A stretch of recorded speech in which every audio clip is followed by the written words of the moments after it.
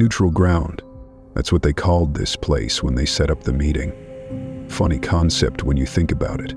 Two men who've made careers out of violence, sitting across from each other in a room where violence is forbidden. The Continental has rules about these things.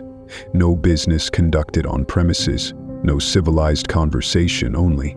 Civilized conversation only. Civilized conversation between a contract killer and someone they're calling a terrorist in the news.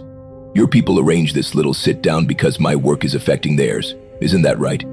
Too much heat, too much federal attention. Bad for the bottom line when someone's making noise that can't be bought or reasoned with. The high table doesn't like unpredictability. Your methods create variables they can't control or account for. Contracts get disrupted.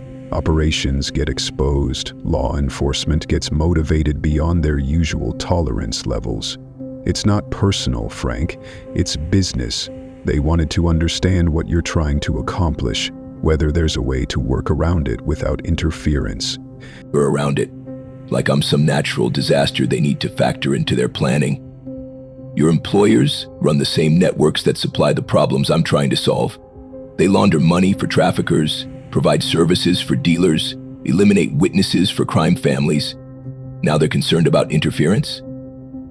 Maybe they should be concerned about consequences. Consequences follow action, always have. But your actions don't seem to have an end point. I complete a contract, the matter is settled, everyone moves on. You've been at this for years now with the same intensity as day one. What's the objective here? When do you consider the mission accomplished? Because from where I sit, it looks like you're fighting a war you've designed to be unwinnable. Unwinnable? Every predator I put down can't hurt anyone else. Every crime family I dismantle can't rebuild exactly the same way. Your contracts might settle individual disputes, but they don't address the systems that create those disputes in the first place. Your maintenance work for criminal organizations. I'm actual problem solving. The mission is accomplished when innocent people don't have to fear walking their own streets. Fear is relative. Right now, half of New York's law enforcement is afraid of you. Federal agencies are reallocating resources to track your movements. Civilians are afraid of being in the wrong place when you decide someone deserves your brand of justice. You've created as much fear as you've eliminated. The difference is the fear you create affects everyone, not just the guilty parties. Fear from law enforcement that's been bought, corrupted, or intimidated into ineffectiveness.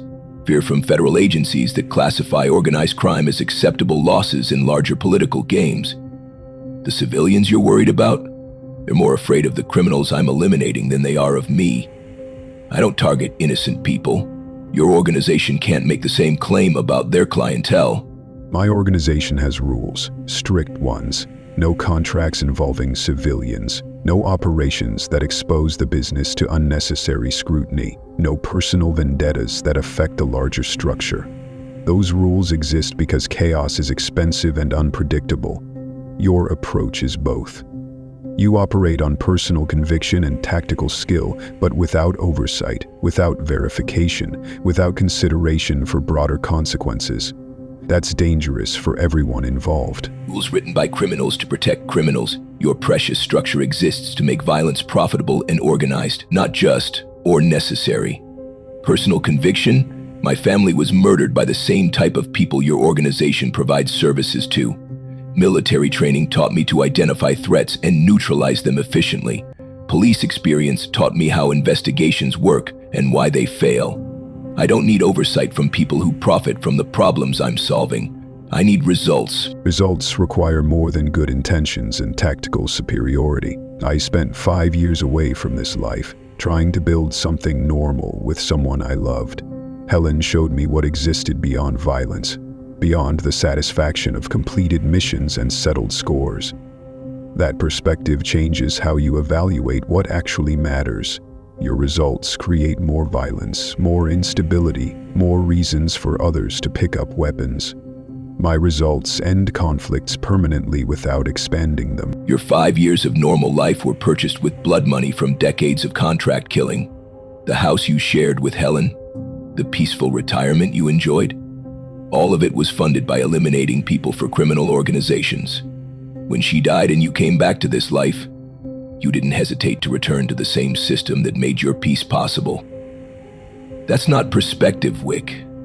That's selective memory about what your hands have done and who benefited from it. Helen knew what I was when she married me, knew where the money came from, what I'd done to earn it. She chose to love me anyway, chose to believe I could be something different.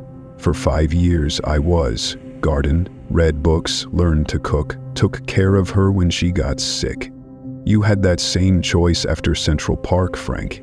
Could have honored Maria's memory by building something, helping people, using your skills for protection instead of elimination. Instead, you chose to become a weapon that never stops firing. Build something? Help people?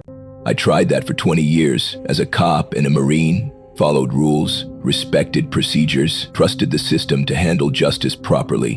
Where did that get me? My family dead in Central Park while the shooters walked free on technicalities and plea bargains. You had the luxury of choosing retirement because your reputation kept threats away. Normal people don't get that option. They get preyed upon by the same networks your organization legitimizes through professional courtesy. Professional courtesy keeps boundaries in place, prevents wars that destroy everything around them. Your approach eliminates boundaries, turns every interaction into potential combat. I've seen what happens when professionals abandon restraint. Chaos that consumes innocent people along with guilty ones. You think you're protecting families like yours, but you're creating conditions that put more families at risk. Every rule you break, every line you cross, every precedent you set makes it easier for others to justify their own extremes. Extremes? I investigate my targets, verify their crimes, ensure I'm eliminating actual threats to innocent people. Your contracts don't include investigation or verification. Someone hands you a name and payment. You complete the job without questioning whether that person deserved death. At least my extremes target predators. Your extremes serve whoever can afford your rates.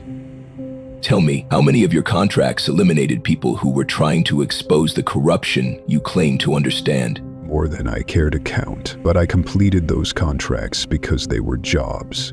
Not because I believed the targets deserved what they got.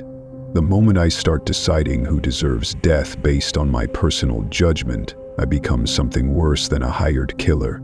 I become a tyrant with a gun. Your investigation and verification process, it's just elaborate justification for decisions you've already made. You're not seeking justice, Frank.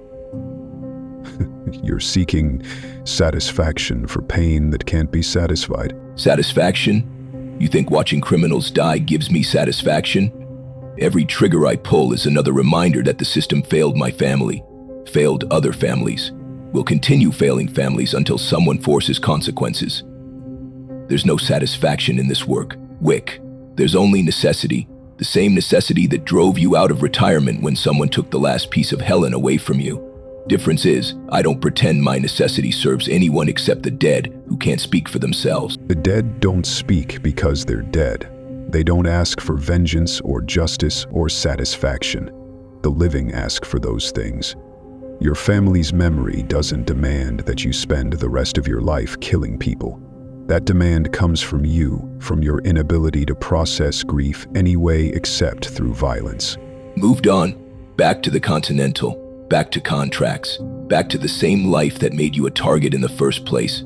That's not moving on, that's circling back to what's comfortable. The world does need fewer criminals, Wick.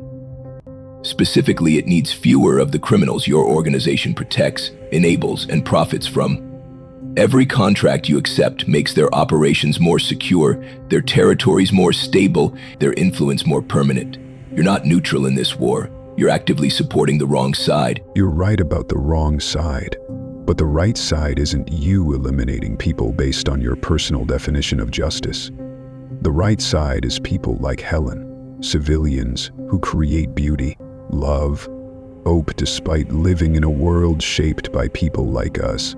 They don't ask us to kill for them, they ask us to stop killing around them. Your war protects no one except your own conscience. My contracts at least serve specific purposes for specific people. Your crusade serves only your need to feel like Maria's death meant something. Maria's death meant everything. It meant a system that prioritizes criminal rights over victim protection doesn't work. It meant people who have the skills to enforce actual consequences have a responsibility to use them. It meant good people die when the people capable of stopping evil choose comfort over action. Your Helen died of cancer. Natural, inevitable, nobody's fault. You're right about the system. It's broken, corrupt, designed to protect power instead of people. But your solution breaks it further.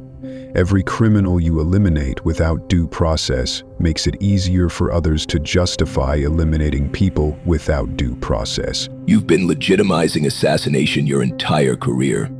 The only difference is, your assassinations serve private interests instead of public safety. At least my targets are predators who harm innocent people. Your targets include witnesses, whistleblowers, investigators, people trying to expose the corruption you acknowledge exists. You're right about the blood money. Every dollar I earned, every year of peace I bought, it all came from being very good at killing people for the right price. But here's what you're missing, Frank. I know exactly what I am. I don't dress it up as justice or wrap it in moral purpose. At least you finally said it. Murder for money. That's all you've ever been, Wick. Just another gun for hire who got lucky enough to retire before the game killed him. The difference between us isn't honesty. It's that I actually give a damn about the people caught in the crossfire of your profession. When I'm done with this conversation, I'm going back to work. Real work. And somewhere tonight, families will sleep safer because I did what needed doing. You'll just go back to the Continental Bar and wait for your next paycheck.